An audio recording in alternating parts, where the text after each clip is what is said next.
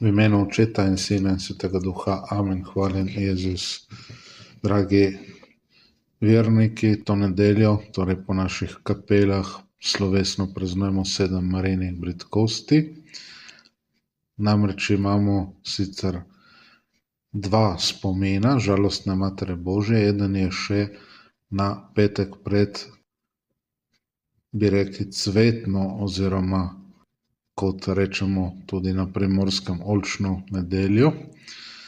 Marija je torej tisto, kar je bilo vidno na Gospodovem telesu, kar je vidno, trpela v svoji duši, v svojem srcu.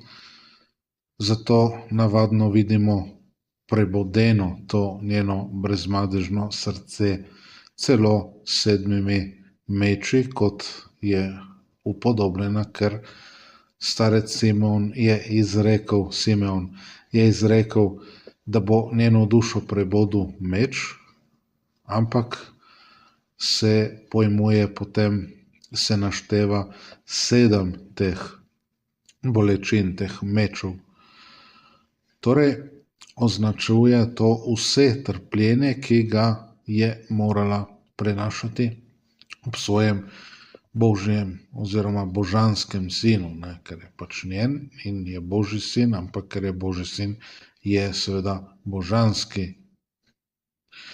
V evangeliju poslušamo, da ob Jezusovem križu sta najprej stala, poleg seveda vseh teh žena, torej Marija in Janez evangelist, Janez Jakobov brat.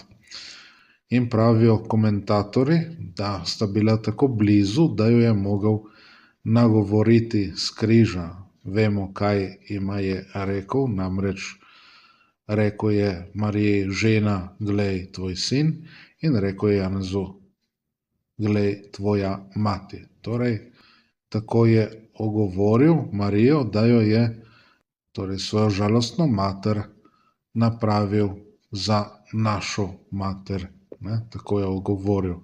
Izročil je apostolu Janezu in po njem vse nas svoji žalostni materi. Torej, taka zamenjava, ki ni ravno lepa ali pa dobra za samo našo Marijo, ampak seveda za nas je to čudovita zamenjava.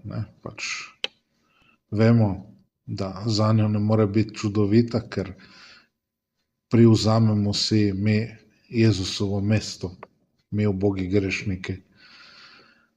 Začenši še z enim, Janezom evangelistom. Vemo, da kot ostali tudi on je zbežal, takrat, ko so prišli vojaki, tempeljski vojaki, da bi ga aretirali, se je tudi on izgubil nekje, ampak kasneje se je vrnil in stal pod križem.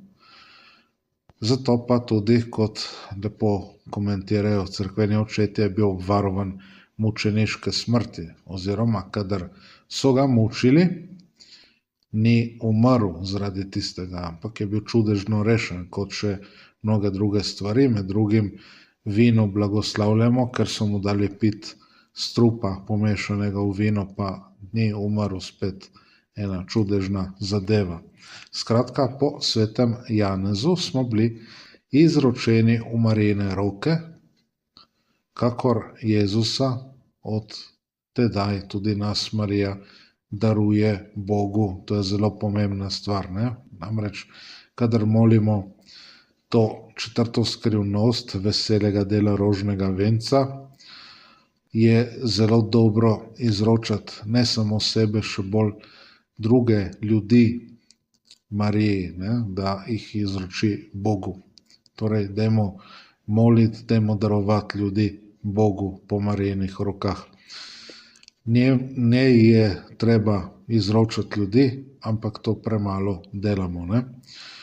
Dosti se pritožujemo, dosti skušamo celo z nekimi svojimi človeškimi močmi, da bi druge spremenili, zamenjali in tako naprej, ampak treba bi jih bilo precej več izročati Mariji in prositi seveda po njej pa našega Gospoda Jezusa, da ona dva spremenita srca ljudi. Ne moramo mi tega napraviti, ne. Ampak mi si domišljamo, da to lahko naredimo, ne, pa z neko silo bi to naredili, bi spremenili in tako naprej. Torej, izredno velika ljubezen Marije, namesto tolažbe zaradi izgube sina dobi v skrb to naše grešno človeštvo, torej vse nas ljudi, vse te grešnike. In mi še naprej s svojim grešnim življenjem seveda ji raje zadajamo rane, kot pa da bi jo tolažili. Ampak vemo, kako je s tem. Kadar se trudimo za lepo življenje, za lepo posnemanje Kristusa in tako naprej, potem seveda bi rekli, dajemo obliž na te rane, ne? Nekako bi rekli tako po slovensko, ne? Se pravi, da jo resnično tolažimo. In vendar, onač tudi je dobila tako darilo, ne, ki ni kaj dosti vredno, pa nadvse skrbno in z veliko ljubeznijo nas sprejema, skrbi za nas in tako naprej. Ampak bomo videli, da bi morali tudi mi več storiti v tej smeri, da bi se ji izročili. Tako da prvi od 7 mečev že kaže, torej darovanje v templju, in Simeon izreče te besede, tvojo dušo bo presunil meč, kaže na to prihodnjo zamenjavo na križu. K njej bomo tudi prišli kot enemu od teh mečev, kot k eni od teh bolečin Marijinih, ne? Tako da to. Torej zato zelo smiselno postavljen praznik na dan po povišanju svetega križa. Ne bomo zdaj se spuščali v podrobnosti tega, kdo in kdaj je to napravil, ker to si lahko vsakdo pogleda, ampak rečemo, da je zelo smiselno postavljeno vse skupaj. Drugi meč je ta beg v Egipt, kaže na to, kako Marija tudi nam pomaga ubežati sovražnikom, pomaga nam izprosi, kako radi pojemo, da dušni sovražnik nas zmagal ne bo. Torej je v boju proti hudobnim duhovom tukaj. Seveda zraven takrat bil tudi trepet hudobnih duhov, sveti Jožef, in tudi on kot mogočni priprošnik v tem boju pomaga.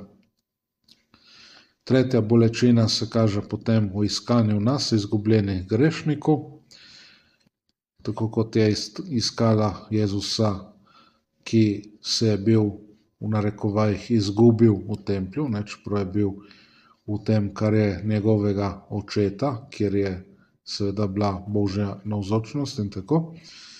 Torej tam je bil in se pogovarjal s starešinami templja, ampak seveda za Božjo mater, ko Jezusa kar naenkrat ni bilo, je bilo to posebej boleče. Ampak dandanes zelo, zelo boleča, posebej boleča izguba tistih, ki za razliko od Marije se od križa oddalijo. Mislijo, mi bomo sami sebe našli v enem življenju užitkov, brezskrbnosti, daleč od Boga, posledično tudi daleč od Marije, se ne kaj preveč ljudje zanimajo, upamo, da nismo med njimi, ne za Boga, ne za Marijo in tako naprej. Torej, to je eno zmotno prepričanje, na koncu taki ljudje ostanejo prazni, negotovi, zidajo hišo na pesku, bi lahko rekli, na trhlih temeljih ali pa na krhkih temeljih. Ti viharji nalivi, ki so zdaj v teh dneh, zlasti tukaj po spodnji Avstriji jih vidimo, tako da to so podobni tistim, ki torej lahko neko hišo, ki nima dobrih temeljev, odnesejo. To so tisti nalivi. Tako da imamo zdaj v srednji Evropi en kup teh nalivov, vidimo Poljska, vidimo Češka, celo Slovaška, pa Nemčija nekaj, tako da tukaj po Avstriji pa tudi. Torej danes ta Marijina bolečina, torej tretja bolečina, izgubljeni Marijini sinovi, ki jih ne more najti, ker se ne pustijo najti, ne? To je ta zadeva. Četrta bolečina, sreča sina v njegovem trpljenju, lahko bi rekli na Kalvariju oziroma na poti na Kalvarijo, kakorkoli že, ne? To je ta četrta postaja križevega pota. Ampak prav tako srečuje svoje uboge otroke na njihovih križevih potih.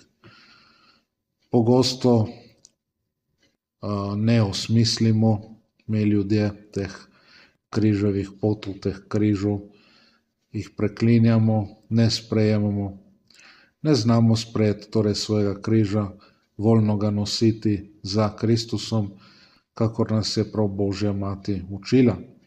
Ona je popolnoma sprejela Gospodov križ, ga ponotranila, osmislila, je verjela v sinove besede, da zlo nima zadnje besede in da ga ta sin, ki je Božji sin, more seveda preustvariti, ne samo premagati, preustvari to trpljenje v blagoslov in milost za nas.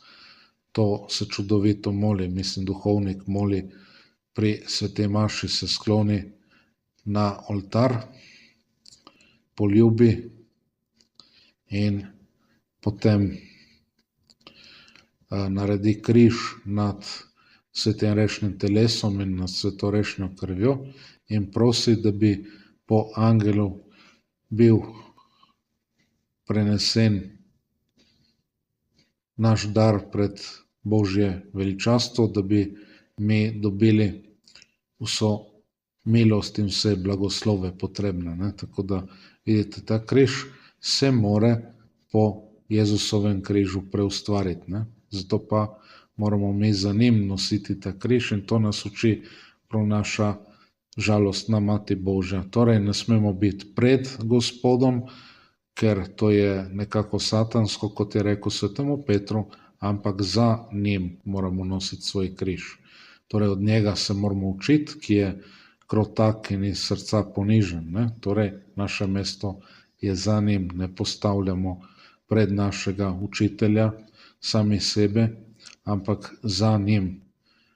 Torej bi lahko rekli, kot smo na začetku povedali, tik za njim, tako blizu, kot sta bila blizu križa Marija in Janez, ne? Tako da te stvari, biti zelo blizu torej Mariji, biti zelo blizu našemu Gospodu Jezusu. Torej boli Marijo naše križanje in smrt, kar je naslednja rana, naslednji meč, ne? Ki jo doživljamo in doživimo v tem duhovnem smislu. Torej mi smo taki, da se prepustimo toku dogajanja in smo duhovno križani, umremo, naša duša umre. Kot pravi v razodetju sveti Janez, ki je stal pod križem, imamo ime, da živimo, pa smo v resnici mrtvi. Vsi domišljamo, kako smo živi, v resnici smo pa mrtvi, ne sodelujemo dovolj z Božjo milostjo ali pa sploh ne sodelujemo z njo, eno ali drugo. Tako torej ta peti meč ponovno prebada to Marijino srce. In Marija v šesti bolečini je sprejela mrtvega sina v naročje, ampak tako sprejema tudi nas, če se ji ranjeni izročimo. Ampak smo rekli, da je še posebej pomembno, da druge izročamo Marijino naročje, tako kot so drugi položili Jezusa v njeno naročje. Torej tudi mi izročajmo ljudi. Mi sami z našimi omejenimi človeškimi sposobnostmi smo rekli, bi radi ljudi spremenili, ko bi v resnici mi, zdravniki, morali najprej ozdraviti sami sebe. Dajmo raje izročati te ljudi v Marijine roke. V sedmi bolečini, ko premišljujemo položitev Jezusa v grob in Marijino osamljenost brez njega, se spet spomnimo na vse duhovno mrtve, ki so se v duhovnem smislu pokopali in se k Mariji ne zatekajo. Še enkrat velja povabilo, da bi se k Mariji zatekali, se izročali, ampak zares izročali. Urški Ferligojevi je bilo rečeno strani Marije, da ji okoliški ljudje na skalnici postavijo svetišče in jo prosijo milosti. Zelo preprosto, ampak premalo to delamo. Treba bolj intenzivno to delati, prositi, se resnično izročati, pa seveda sebe s svojim življenjem je treba resnično izročati, ne pa, da se pozabimo zahvaljevati, prositi, obžalovati, slaviti, častiti. Vse te stvari. Do Boga moramo to delati, pa tudi do Marije.